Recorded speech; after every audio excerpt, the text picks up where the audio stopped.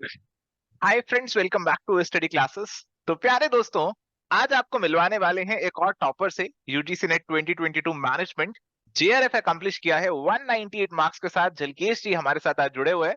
और मजे की बात देखिए, जलकेश जी हमारे साथ दूसरी बार जुड़ रहे हैं। लास्ट टाइम भी हमारे साथ जुड़े थे और इन्होंने जेआरएफ क्रैक किया था। But still he was determined कि मुझे प्रिपरेशन कंटिन्यू रखना है। जब तक मैं अपने फाइनल गोल्स जो है उनको अकम्प्लिश नहीं कर लेता हूं, I have to remain in touch with preparation. और एग्जामिनेशन भी देकर आए। और रिसेंटली एक और गुड न्यूज अभी इन्होंने शेयर किया मेरे साथ कि लखनऊ यूनिवर्सिटी का जो पीएचडी का एग्जामिनेशन था उसमें भी इन्होंने रैंक 1 अचीव कर लिया है। तो hats off to Jalkesh, many many congratulations to you. बहुत अच्छा लग रहा है आपके साथ आज यहाँ पे जुड़ते हुए। Thank you sir. तो जलकेश जी, सबसे पहले तो कैसा फील कर रहे हैं आप? लास्ट टाइम आप थोड़ा सा चिंतित थे कि अभी पता नहीं क्या होगा, कि आप बिल्कुल फ्रेशली आपने अपना एमबीए कंप्लीट किया था। एंड आप थोड़े से ये चिंता थी आपको कि अब आगे कैसे होगा, क्या होगा। बट यू वर डिटरमाइंड कि प्रिपरेशन तो मुझे करना ही है, कंटिन्यू रखना है जब तक मेरे गोल्स अकम्प्लिश नहीं हो जाते। तो अभी वो टेंशन फाइनली रिलीव हो चुकी होंगी। Sir actually I believe hardware never go in when. तो अगर आपने मेहनत करी है तो वो कहीं ना कहीं आपको उसका रिजल्ट मिलेगा। तो आपको अपनी प्रिपरेशन कंटिन्यू रखनी है। अब अगर मुझे इसी लाइन में जाना है, इधर असिस्टेंट प्रोफेसर, और मुझे अपनी रिसर्च कंटिन्यू करनी है, तो मुझे आज नहीं तो कल यही चीजें पढ़नी है। तो इसको ब्रेक तो दे ही नहीं सकते, इसे तो कंटिन्यू रखना ही था। तो उसी के साथ ठीक मैं है। एवर स्टडी के साथ फिर जुड़ा और फिर कंटिन्यू करता रहा प्रिपरेशन। चलिए, हमें भी बहुत अच्छा लगा आपके साथ जुड़कर। और देखिए, दोबारा से इन्होंने जुड़ा भी और इतना कॉन्फिडेंस, इतना मोटिवेशन भी अपने अंदर रखा कि नहीं, मुझे एग्जामिनेशन देना है, और अपने लास्ट टाइम के स्कोर को बीट किया। तो कई बार बोलते हैं ना कि आपका कॉम्पिटिटर केवल आप हैं, आपको अपने आप को बीट करना है। और इन्होंने अपने लास्ट टाइम के स्कोर को बीट करके इस बार और अच्छा परफॉर्म करके दिखाया है। तो जलकेश जी, आपसे बहुत सी बातें जाननी है। प्रिपरेशन स्ट्रेटेजी एक चीज रहेगी, सबसे पहले वही जान लेते हैं कि क्या स्ट्रेटेजी आपको लगता है। अब आपने तो 2 बार क्रैक कर लिया है, तो आई आई थिंक आपको कुछ ऐसे गोल्डन, कुछ ऐसा मिल गया है क्या कि ये करके जेआरएफ हो जाएगा, ऐसा कुछ मिला है क्या? नहीं सर, ऐसा नहीं है, बट हाँ, जेआरएफ हो जाता है। आपको अपनी प्रिपरेशन कंसिस्टेंटली करनी है। मतलब आपको थ्योरी पढ़नी है, उसके बाद उसकी प्रैक्टिस करनी है, एमसीक्यू पीवाईक्यू और सब कुछ कंसिस्टेंट रखना है। लापरवाही नहीं करनी है। और आपको ये भी है कि प्रैक्टिस पीवाईक्यूज पे भी ध्यान देना है, जो प्रीवियस ईयर है उन पे भी। मतलब अब आप कुछ छोड़ नहीं सकते, कॉम्पिटेटिव लेवल बहुत हाई हो गया है जब से ये शिफ्ट मर्ज हुई है, यानी लास्ट 2 एग्जाम्स में। ठीक है। तो कुछ भी छोड़ नहीं सकते। और अगर आप जेआरएफ के लिए एम कर रहे हैं तो फिर हमें कुछ छोड़ना भी नहीं चाहिए, क्योंकि हमें टॉप पे आना है। टॉप पे रहने के लिए फिर अगर आप आधी प्रिपरेशन करके जा रहे हैं, फिर कैसे टॉप पे आएंगे? तो बहुत अच्छी बात है जलकेश जी हमें बता रहे हैं। तो जलकेश जी, आपको क्या लगता है कि हमारी प्रिपरेशन का सबसे इंपॉर्टेंट पार्ट क्या चीज है? क्या आपको लगता है कि रिवीजन सबसे इंपॉर्टेंट है, एमसीक्यू प्रैक्टिस सबसे इंपॉर्टेंट है, कि आपको प्रिपरेशन के लिए अलग अलग सोर्सेज ढूंढने चाहिए? क्या चीज आपको लगता है कि सबसे इंपॉर्टेंट है हमारे लिए? Sir, seeing the pattern from last 2 papers, मुझे लगता है टाइम मैनेजमेंट और कंसेप्चुअल क्लैरिटी बहुत इंपॉर्टेंट है। ये आपस में एक दूसरे को कॉम्प्लीमेंट भी करती हैं। अगर आपको कंसेप्चुअल अंडरस्टैंडिंग नहीं है तो आपका ज्यादा टाइम लग जाएगा किसी भी क्वेश्चन को सॉल्व करने में। तो अगर आपको टाइम मैनेजमेंट आता है और कंसेप्चुअल क्लैरिटी आपकी है टॉपिक की बेसिक, तो फिर वो क्वेश्चन आप कर लेंगे। मैं इसको ठीक है। थोड़ा सा डिटेल में समझाना चाहूंगा सर, एक एग्जांपल के साथ। बिल्कुल। लाइक एक क्वेश्चन आया था कि हमारा सबसे फेवरेट टॉपिक एग्जामिनर का, group form, group stages, norming, forming, storming. तो पहले वो सिंपली पूछते थे। अब उन्होंने क्या करा, उसको थोड़ा सा बस लेवल अप कर दिया। एक लेवल अप किया तो उसमें उसका डिस्क्रिप्शन दे दिया था, पूरी डिस्क्रिप्शन दे दी उन स्टेजेस की, और उनको अरेंज करना था। और इस पेपर में एक लेवल और अप कर दिया, एग्जाम्पल दे दिया कि देयर आर 4 फ्रेंड, उन्होंने ग्रुप बनाया। फिर ए ने, जो एडमिन था, उन्होंने रूल्स बनाए। तो ऐसा करके एक और लेवल अप कर दिया।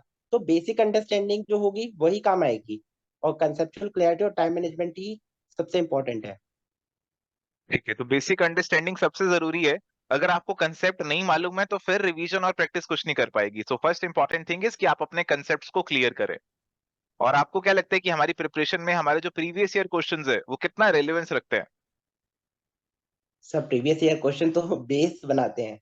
लाइक मैंने अभी जो एग्जांपल दिया वो प्रीवियस ईयर क्वेश्चंस का ही है। आप हम्म। देखिए, क्वेश्चन वही आएगा, नॉर्मिंग, फॉर्मिंग, स्टॉर्मिंग। बस उसे लेवल अप कर देते हैं। तो बेसिक क्लियर होना बहुत जरूरी है। And I am really happy कि एवर स्टडी ने 2005 से 2010 के भी प्रीवियस अब अवेलेबल करा दिए हैं। तो उससे और ज्यादा प्रिपरेशन हो जाएगी, खासतौर पे जो स्क्रैच से प्रिपरेशन कर रहे हैं आप। जी जी जी। तो बिल्कुल हमारा तो टारगेट ही रहता है कि कॉम्प्रिहेंसिव कवरेज रहना चाहिए। हम तो ये चाहते हैं कि आपका जो preparation it should be structured. ऐसा ना हो कि आप हौच पौच कर दे, बहुत से चीजों में पड़ जाएं। आप एक स्ट्रक्चर बना ले कि मुझे ये चीज पढ़नी है, उस चीज को एक बार कंसेप्ट क्लियर कर लें।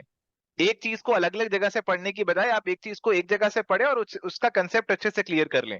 क्योंकि एग्जामिनर का कोई भरोसा नहीं है, जलकेश जी भी अब तो जानते ही हैं कि उनका भरोसा नहीं है, वो कौन सी किताब उठाकर ले आए, डिस्क्रिप्शन डाल दें, एग्जाम्पल डाल दें, हमें कुछ नहीं मालूम। बट अगर हमारा कंसेप्ट क्लियर, हमें पता है ग्रुप फॉर्मेशन की ये स्टेजेस होती है, तो फिर वो जैसा मर्जी पूछे हम अपना आंसर लगा सकेंगे। तो दैट इज मोर इंपॉर्टेंट। तो यही झलकेश जी भी हमें बता रहे हैं। तो झलकेश जी, अब आपने अपना पीएचडी का जो एग्जामिनेशन है उसे भी क्रैक कर लिया है, तो उसके रिगार्डिंग भी शायद कुछ स्टूडेंट्स जानना चाहते होंगे। आप भी पिछली बार ये सब जानना चाहते थे चीजें, तो उसके रिगार्डिंग भी आप थोड़ा सा जानकारी क्या देना चाहेंगे? जैसे इस बार जो जेआरएफ क्रैक करके जा रहे हैं, मैनेजमेंट में क्रैक किया है, कॉमर्स में क्रैक किया है, आगे पीएचडी के लिए एस्पायर कर रहा है, तो उनको आप क्या एडवाइस देना चाहेंगे? सर उनके लिए यही एडवाइस है कि अपनी कंसेप्चुअल क्लैरिटी स्ट्रांग रखें, जो कि पीएचडी में भी और आगे भी लाइफ में जब आप पढ़ाएंगे, अगर आपको बेसिक नहीं आते होंगे तो फिर आगे दिक्कत होगी। आप कितनी भी बुक्स पढ़ लीजिए, जब तक बेसिक अंडरस्टैंडिंग नहीं होगी आप आगे नहीं बढ़ सकते। आप बुक रीडिंग स्टार्ट करिए, अपनी रीडिंग राइटिंग हैबिट्स भी बढ़ाइए, कम्युनिकेशन स्किल्स भी बढ़ाइए, क्योंकि ये सब जो सॉफ्ट स्किल्स होती हैं जिन पे हम ध्यान नहीं देते, ये भी आगे काम आती हैं। ओके। और ओके। पीएचडी के लिए अपना रिसर्च एप्टीट्यूड अच्छा करिए, और अगर आप असिस्टेंट प्रोफेसर बनना चाहते हैं तो अपना टीचिंग एप्टीट्यूड स्ट्रांग रखिए। ओके। तो टीचिंग एप्टीट्यूड, रिसर्च एप्टीट्यूड और आपका जो सब्जेक्ट है उसकी कंसेप्चुअल क्लैरिटी होनी चाहिए अगर आपको इसी फील्ड में और आगे बढ़ना है। और कहीं ना कहीं आपका जो पीएचडी आप करना चाह रहे हो उसमें भी यही चीजें आपकी मदद करेंगी। तो आपने जो एग्जामिनेशन फेस किए, इंटरव्यूज फेस किए, तो उसमें यही चीजें आपकी अल्टीमेटली मदद करती है। ठीक कह रहा हूं मैं जलकेश? Yes sir. ठीक है। और जलकेश जी, सब ये भी जान लेते हैं कि अब ये क्या एडवाइस देना चाहेंगे फ्यूचर एस्पिरेंट्स को? अब इन्होंने अपने काफी गोल्स तो अकम्प्लिश कर लिए, तो आई थिंक अब वो एक बेटर स्टेज पे है कि जो हमारे फ्यूचर एस्पिरेंट्स हैं उनको कुछ ऐसा गोल्डन एडवाइस दे सके कि ये चीज आप जरूर करना, ये चीज अगर आप कर लेंगे तो काफी ज्यादा चांसेस बढ़ जाएंगे कि आपका सिलेक्शन हो सकता है।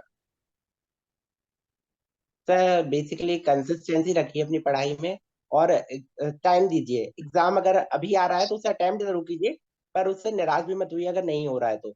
आप नेक्स्ट टाइम ट्राई करिए, पर अपने आपको थोड़ा टाइम दीजिए। सब्जेक्ट इतनी जल्दी कवर नहीं कर सकते हम। तो मुझे भी प्रिपरेशन में पूरे 17 मंथ्स लगे थे, वो तो कोविड की वजह से थोड़ा लेट हो गया था एग्जाम।